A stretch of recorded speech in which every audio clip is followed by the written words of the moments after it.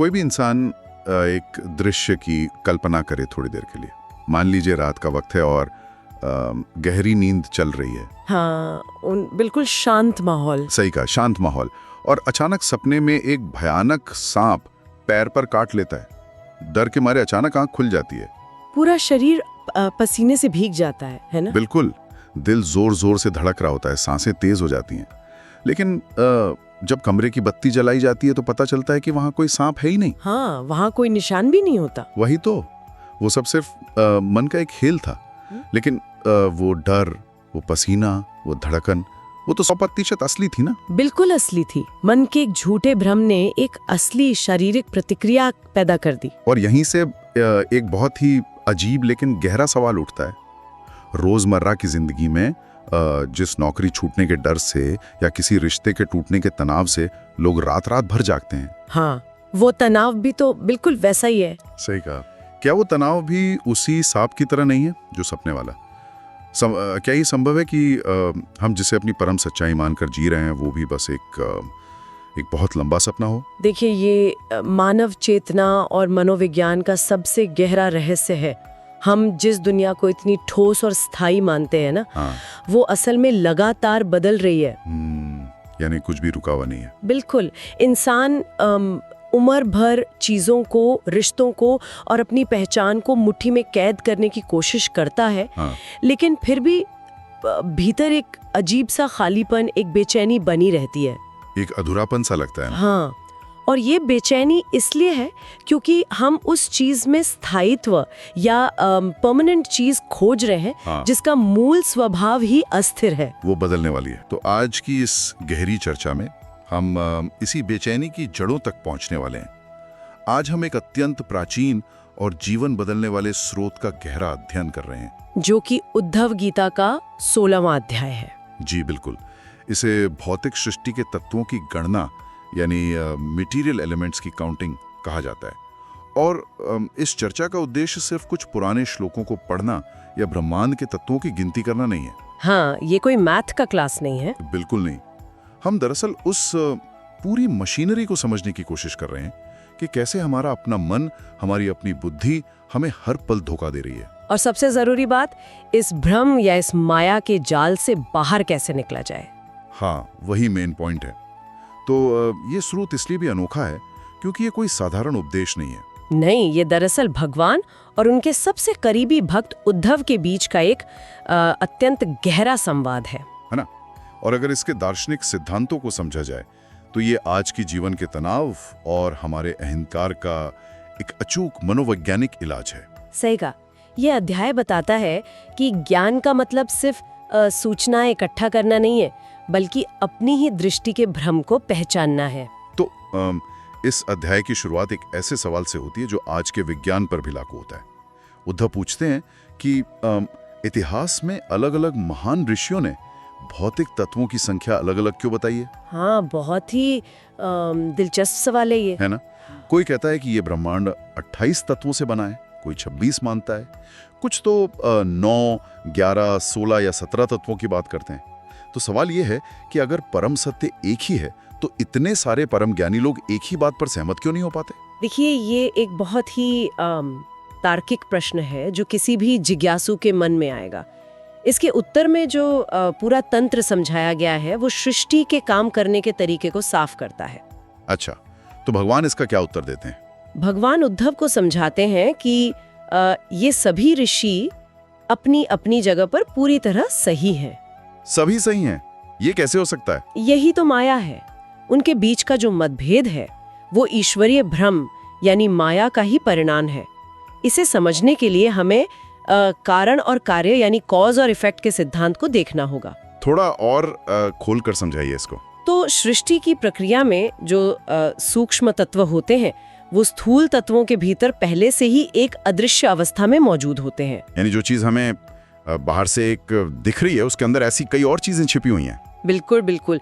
स्रोत में इसे एक बहुत ही सुंदर उदाहरण से समझाया गया है, मिट्टी और मिट्टी का घड़ा। हाँ, ये बहुत क्लासिक उदाहरण है। हाँ, मिट्टी कारण है और घड़ा उसका कार्य या परिणाम है। मिट्टी के भीतर एक घड़े के रूप में आकार लेने की क्षमता तो पहले से ही मौजूद थी ना। हाँ, मिट्टी ही तो घड़ा बनती है। तो जब ये दार्शनिक तत्वों की गिनती करते हैं तो उनके देखने के नजरिए में फर्क आ जाता है। कुछ विचारक मिट्टी और घड़े को एक ही मानते हैं कि घड़ा भी तो आखिर मिट्टी ही है, इसलिए वो एक ही तत्व गिनते हैं। अच्छा, और दूसरे लोग? दूसरे विचारक कहते हैं कि देखिए, घड़े का आकार और उसका उपयोग तो अलग है ना, इसलिए वो मिट्टी और घड़े को दो अलग अलग तत्व मान लेते हैं। अरे वाह, सत्य एक ही है, बस वर्गीकरण या कैटेगराइजेशन का तरीका अलग है। बिल्कुल, यही बात भगवान उद्धव को समझा रहे हैं। ये तो हमारे आधुनिक भौतिक विज्ञान की उस पुरानी बहस की तरह है जहां वैज्ञानिक उलझे हुए थे कि लाइट आखिर है क्या। हाँ, वो तरंग है या कण है ना। हाँ, वही कि वो वेव है या पार्टिकल। दोनों ही प्रयोगों में सिद्ध होते हैं, बस देखने का नजरिया और मापने का तरीका अलग होता है। लेकिन यहाँ एक बात सोचने वाली है। क्या बात? अगर सभी दार्शनिक अपने अपने नजरिए से सही ही बोल रहे हैं तो फिर दुनिया में विचारधाराओं को लेकर इतनी कटु बहस क्यों होती है? क्या ये हमारा बौद्धिक अहंकार है जो हमें ये मानने पर मजबूर करता है कि बस मेरा नजरिया ही सही है? सही पकड़ा आपने। यही माया का सबसे सूक्ष्म और खतरनाक रूप है। स्रोत में भी यही स्पष्ट किया गया है कि बौद्धिक अहंकार अज्ञान का ही विस्तार है। यानी जितना बड़ा अहंकार उतना ही बड़ा अज्ञान। बिल्कुल। इंसान वास्तविकता के केवल एक छोटे से हिस्से का अनुभव करता है, लेकिन अपने अहंकार के कारण वो उसी छोटे से हिस्से को पूरे ब्रह्मांड का परम सत्य मान बैठता है कि बस जो मैंने देखा वही सच है, बाकी सब झूठ। हाँ, और जब तक कोई इस सीमित ज्ञान पर आधारित अपने झूठे अहंकार से चिपका रहता है, तब तक विवाद जन्म लेते रहेंगे। ये माया का वो पर्दा है जो हमें पूरा चित्र देखने से रोकता है। तो अगर हमारा बौद्धिक ज्ञान और हमारी बुद्धि ही इस माया के प्रभाव में है, तो आखिर वो कौन सा तंत्र है जो इस भ्रम को पैदा कर रहा है? प्रकृति और आत्मा के बीच ये पर्दा आखिर गिरता कैसे है? उस तंत्र को समझने के लिए हमें प्रकृति के 3 गुणों की कार्य प्रणाली को गहराई से देखना होगा। 3 गुण यानी सत्वगुण, रजोगुण और तमोगुण, है ना? हाँ, वही। हम जानते हैं कि सत्वगुण यानी ज्ञान, रजोगुण यानी कर्म और तमोगुण यानी अज्ञान, ये प्रकृति के मूल आधार हैं।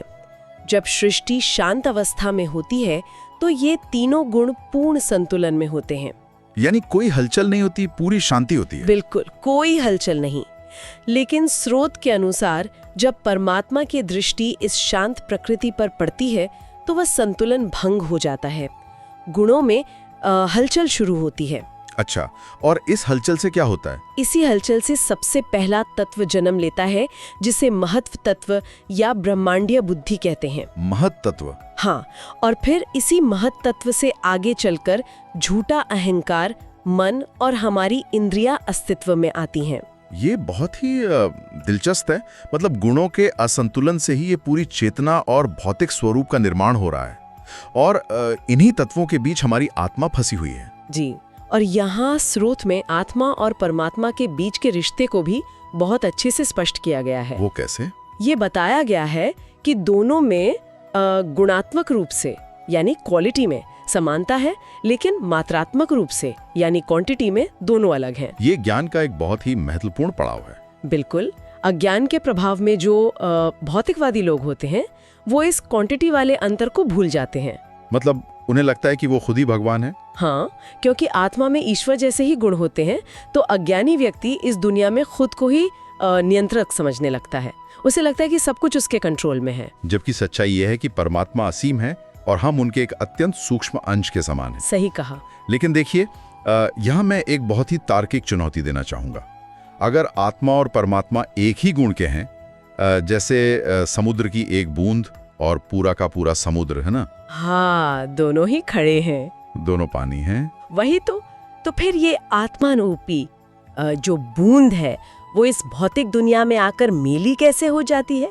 अगर हमारा मूल स्वरूप इतना ही शुद्ध और दिव्य है तो हम अपनी इस दिव्यता को भूलकर इन भौतिक चीजों से आसक्त कैसे हो जाते हैं? बहुत अच्छा सवाल है ये। इस रहस्य का उत्तर उस वाहन में छिपा है जिसमें आत्मा यात्रा कर रही है। वाहन यानी हमारा शरीर। थोड़ा और गहराई में सोचिए। आत्मा स्वयं कभी भी भौतिक वस्तुओं के सीधे संपर्क में नहीं आती, वो हमेशा शुद्ध रहती है, लेकिन वो एक आवरण में लिपटी हुई है जिसे सूक्ष्म शरीर कहते हैं। अच्छा, सूक्ष्म शरीर, ये किस चीज से बनता है? ये सूक्ष्म शरीर मन, बुद्धि और झूठे अहंकार से बना है।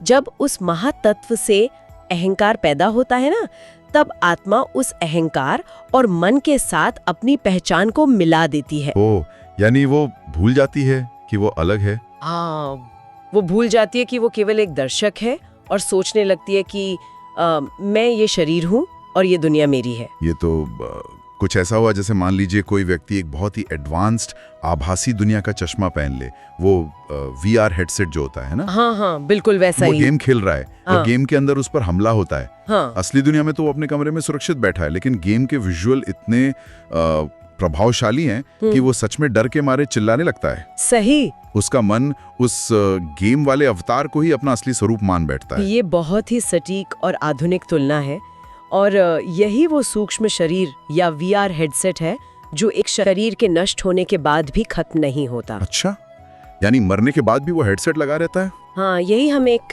जन्म से दूसरे जन्म तक खींच कर ले जाता है। स्रोत सामग्री में शरीर के 9 प्रकार के बदलाव बताए गए हैं, जिसमें गर्भधारण, जन्म, बचपन, युवावस्था, बुढ़ापा और अंततः मृत्यु शामिल है। ये सब तो बाहरी शरीर के बदलाव हैं, है ना? बिल्कुल।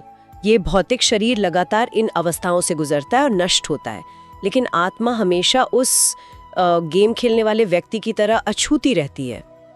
ये पुनर्जन्म और कर्म की पूरी मशीनरी सच में रोंगटे खड़े करने वाली है।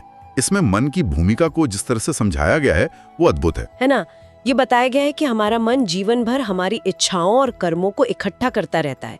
वो हमेशा इंद्रियों के विषयों पर ध्यान लगाता रहता है। मन एक चुंबक की तरह काम करता है, यानी? हाँ, एकदम चुंबक की तरह। इंसान जीवन भर जिन चीजों के बारे में सबसे ज्यादा सोचता है, जिन इच्छाओं में फंसा रहता है, उसका सूक्ष्म शरीर उसी कंपन या वाइब्रेशन को पकड़ लेता है। और फिर मृत्यु के समय क्या होता है? मृत्यु के समय वही मन उन एकत्र की हुई इच्छाओं के आधार पर एक नए भौतिक शरीर का उख-खाका तैयार कर लेता है। अरे वाह! कर्म कोई बाहरी सजा या इनाम नहीं है, ये बस मन की गहरी इच्छाओं का भौतिक रूप में आगे आना है। और मृत्यु का आखिर मतलब क्या है? स्रोत कहता है कि पिछले शरीर और उसकी पहचान को पूरी तरह से भूल जाना ही मृत्यु है। पूरी तरह भूल जाना। हाँ। मैं इसे आज की टेक्निक की भाषा में एक क्लाउड ट्रांसफर की तरह देखता हूँ। अच्छा, वो कैसे? ये ऐसा है जैसे कोई इंसान अपना सारा डेटा एक पुराने टूट चुके फोन से एक नए फोन में ट्रांसफर कर रहा हो, है ना? जी। आपके सारे कर्म, आपके विचार, आपकी अधूरी इच्छाएं, सब कुछ उस मन रूपी क्लाउड में सेव है। बहुत बढ़िया उदाहरण है ये। जब पुराना शरीर नष्ट होता है तो वो सारा डेटा नए शरीर में डाउनलोड हो जाता है। लेकिन इसमें एक बहुत बड़ा ट्विस्ट है। क्या ट्विस्ट है? जैसे ही नया फोन चालू होता है, स्क्रीन पर एक फ्लैश आता है और आपकी याददाश्त पूरी तरह से मिट जाती है। आपको याद ही नहीं रहता कि पिछले फोन में आपने कौन सी तस्वीरें खींची थी या किससे बात की थी। ये विस्मृति ही तो इस माया की सबसे बड़ी ताकत है। जब वो नया फोन चालू होता है, यानी जब हमें नया शरीर मिलता है, तो हम उस नए रूप को ही अपनी अंतिम और एकमात्र सच्चाई मान लेते हैं। हम समझ ही नहीं पाते कि ये तो बस एक यात्रा का बीच का पड़ाव है। बिल्कुल। इस तंत्र को समझने का सबसे बड़ा व्यवहारिक फायदा ये है कि इंसान अपने आज के विचारों के प्रति बेहद सतर्क हो जाता है। हाँ, क्योंकि हर विचार रिकॉर्ड हो रहा है। सही कहा। जब यह समझ आ जाए कि आज का हर एक विचार, हर एक द्वेष, हर एक लालच कल के शरीर का निर्माण कर रहा है, तो जीवन जीने का नजरिया पूरी तरह से बदल जाता है। लेकिन यहाँ एक और सवाल मन में आता है।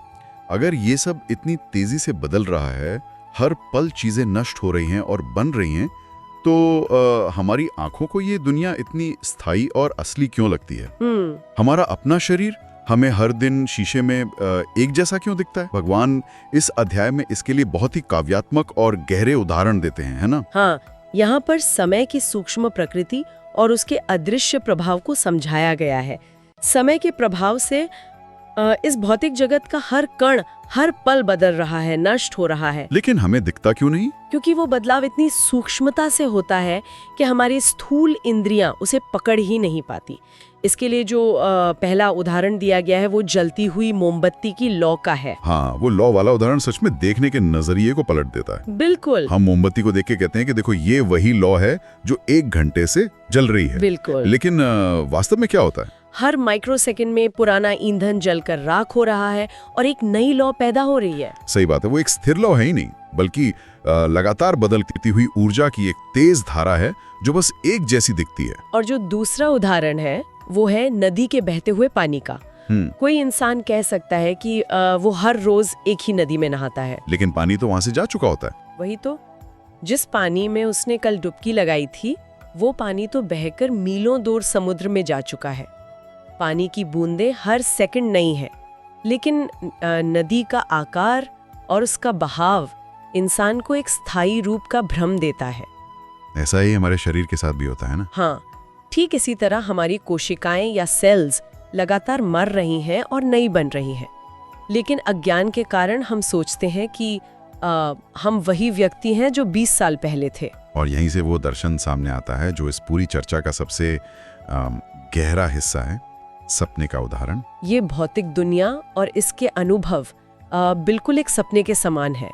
जैसे शांत पानी में पेड़ों की परछाई हिलती हुई दिखाई देती है, जबकि किनारे पर खड़े असली पेड़ बिल्कुल स्थिर होते हैं। पानी की लहरें परछाई को हिला देती है। हाँ, या जैसे शुरुआत में हमने बात की थी कि कोई सपने में देखे कि उसका सर कट गया है या उसे किसी सांप ने काट लिया है, जब तक वो व्यक्ति सपने के अंदर है, वो दर्द, वो डर और वो अनुभव पूरी तरह से असली महसूस होता है। यहाँ पर मैं सुनने वालों की तरफ से एक बहुत ही व्यावहारिक सवाल और चुनौती सामने रखना चाहूंगा। हाँ, जरूर पूछिए। दार्शनिक रूप से ये सुनना बहुत अच्छा लगता है कि ये सब एक सपना है, ये एक भ्रम है, लेकिन जब असल जिंदगी में कोई अपना अचानक छोड़कर चला जाता है या जब किसी को कोई भयानक बीमारी हो जाती है, हाँ, तो दर्द तो होता ही है। बिल्कुल। या जब कोई बहुत गहरा धोखा देता है, तो वो दर्द 100% असली होता है। शरीर और मन दोनों टूट जाते हैं। सही बात है। उस वक्त अगर कोई आकर कहे कि अरे ये तो बस आत्मा के ऊपर एक हेडसेट का खेल है, ये सपना है, तो ये बात शांति नहीं देती बल्कि और गुस्सा दिलाती है। तो हम इस सपने के भयानक दर्द से असल में कैसे बचें? देखिए, ये चुनौती बहुत स्वाभाविक है और ये दर्द की वास्तविकता को नकार नहीं रही है। दर्द महसूस होता है, इसे स्वीकार किया गया है, लेकिन ज्ञान इसमें है कि ये समझा जाए कि ये दर्द आखिर किसे हो रहा है। आत्मा को तो नहीं हो रहा ना? नहीं, आत्मा को दर्द नहीं होता। दर्द हमारे सूक्ष्म शरीर यानी हमारे मन और अहंकार को होता है, क्योंकि हमने उस अस्थायी शरीर और उसके रिश्तों के साथ खुद को जोड़ लिया है। अच्छा। जब सपने में सांप काटता है तो दर्द असली लगता है, लेकिन उस दर्द का इलाज सपने के अंदर कोई दवाई खोजना नहीं है। तो फिर क्या इलाज है? उस दर्द का एकमात्र इलाज है जाग जाना। जब तक हम इस भौतिक पहचान से चिपके रहेंगे, तब तक दर्द तो मिलेगा ही। तो हम इस भौतिक दुनिया के दर्द से आखिर जाग कैसे सकते हैं?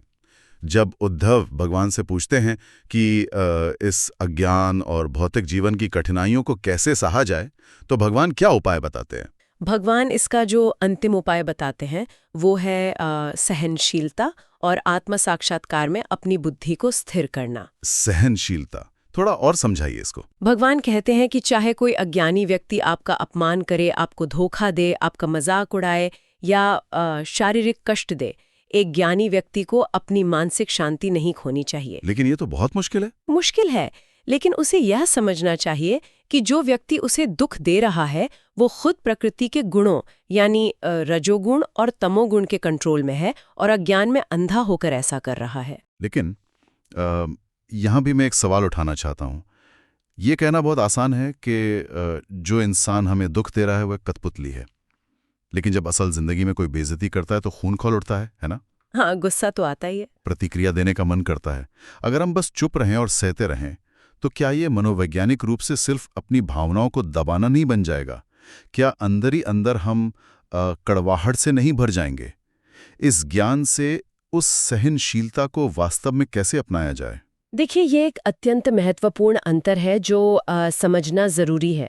भावनाओं को डर से दबाना और वास्तविकता को समझकर शांत रहना, इन दोनों में जमीन आसमान का फर्क है। अच्छा, क्या फर्क है? जब आप भावनाओं को दबाते हैं तो आप अंदर से ये मानते हैं कि इसने मेरे साथ बुरा किया है, लेकिन मैं मजबूरी में चुप हूं। यहाँ अहंकार अभी भी हावी है। समझ रहा हूँ। लेकिन जो सहनशीलता भगवान बता रहे हैं वो समझ पर आधारित है। जब आप ये जान लेते हैं कि सामने वाला व्यक्ति सच में गुणों के अधीन एक मशीन की तरह व्यवहार कर रहा है, तो आपको उस पर गुस्सा नहीं आता, बल्कि दया आती है। दया आती है। जैसे किसी बीमार पर आती है। बिल्कुल। जैसे कोई पागल या बीमार व्यक्ति आपको गाली दे, तो आप उसे व्यक्तिगत रूप से नहीं लेते, आप अपनी चेतना को स्थिति से ऊपर उठा लेते हैं और भगवान की भक्ति में स्थिर कर लेते हैं। ये कमजोरी नहीं है, ये चेतना का सर्वोच्च विकास है। ये स्पष्टीकरण सच में बहुत शक्तिशाली है। इसका मतलब है कि सहनशीलता का अर्थ पीड़ित बनना नहीं है, बल्कि ये समझना है कि ये पूरा भौतिक ड्रामा सिर्फ एक खेल है। हाँ, एक खेल ही तो है। और एक बुद्धिमान व्यक्ति उस खेल में एक मोहरे की तरह उलझने से इनकार कर देता है। वो खुद को उस स्थिति से अलग कर लेता है। ये समझ इंसान को एक ऐसी अभेद्य मानसिक शांति देती है जिसे बाहर की कोई भी परिस्थिति हिला नहीं सकती। और यही इस पूरे 16वें अध्याय का अंतिम और सबसे गहरा निष्कर्ष है। ब्रह्मांड के तत्वों को गिनना, गुणों के काम करने के तरीके को समझना या मन की कार्यप्रणाली को देखना, जी, ये सब ज्ञान तब तक अधूरा है जब तक ये हमें आत्म साक्षात्कार की ओर ना ले जाए।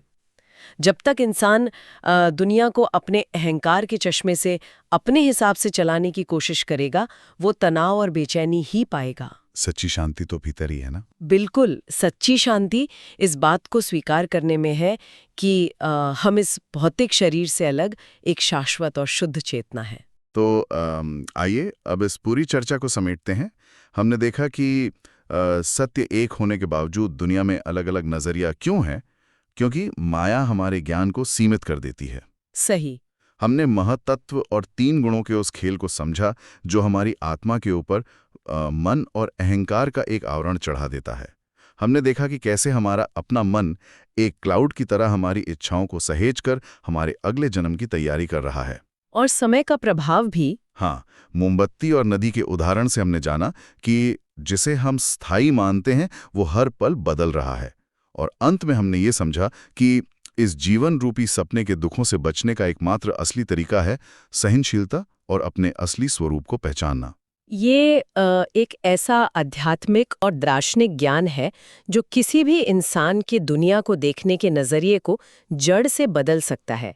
ये हमें अपने ही बनाए हुए मानसिक पिंजरों से हमेशा के लिए आज़ाद करने की चाबी है। बिल्कुल सही बात है। तो आज की इस गहरी चर्चा को हम एक बहुत ही गहरे और झकझोरने वाले विचार के साथ समाप्त करना चाहेंगे। जरूर। कोई भी इंसान जो इस वक्त इसे सुन रहा है, जरा एक पल के लिए अपनी जिंदगी की सबसे बड़ी परेशानी के बारे में सोचे।